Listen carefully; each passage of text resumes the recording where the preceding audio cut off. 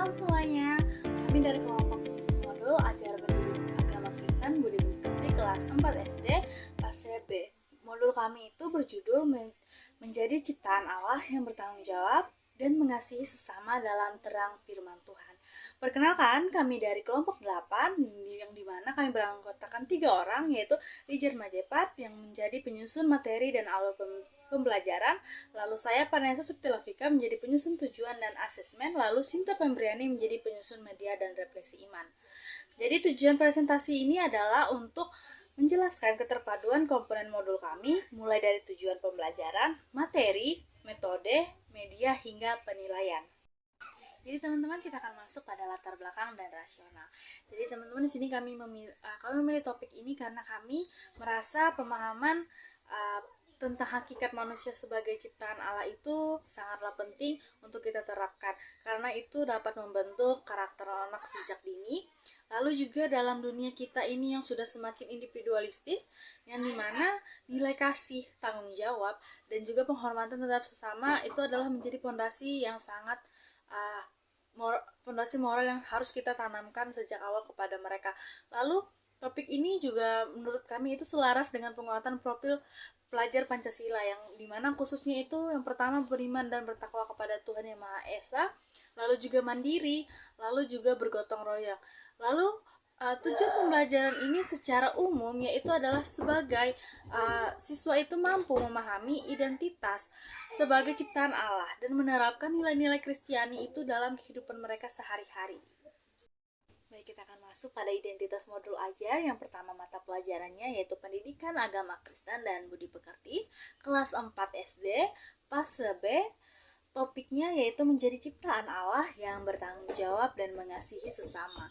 Alokasi waktunya yaitu 1 kali pertemuan atau 2 JP dikali 35 menit.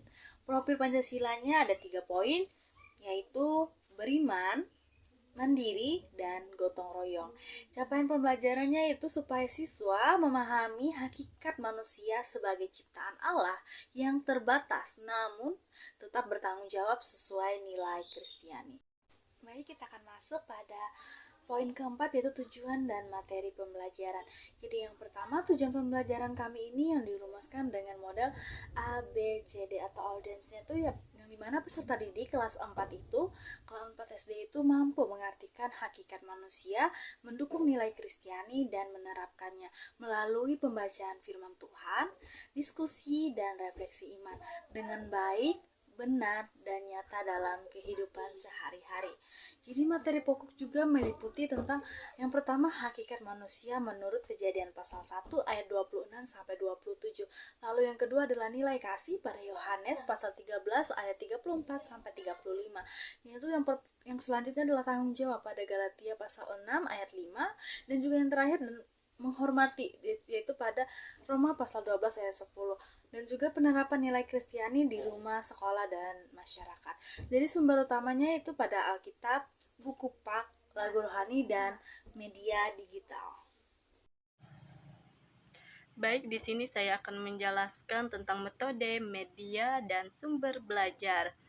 Kami menggunakan pendekatan pembelajaran kontekstual yaitu CTL dengan metode aktif seperti diskusi kelompok, bermain peran, simulasi situasi nyata, refleksi iman, dan media yang kami gunakan yaitu lagu rohani untuk membangun suasana, PowerPoint untuk visualisasi, dan Alkitab sebagai sumber utama, buku Pak, dan alat peraga digital. Metode ini dipilih agar siswa tidak hanya memahami secara kognitif, tetapi juga mengalami secara efektif dan sosial.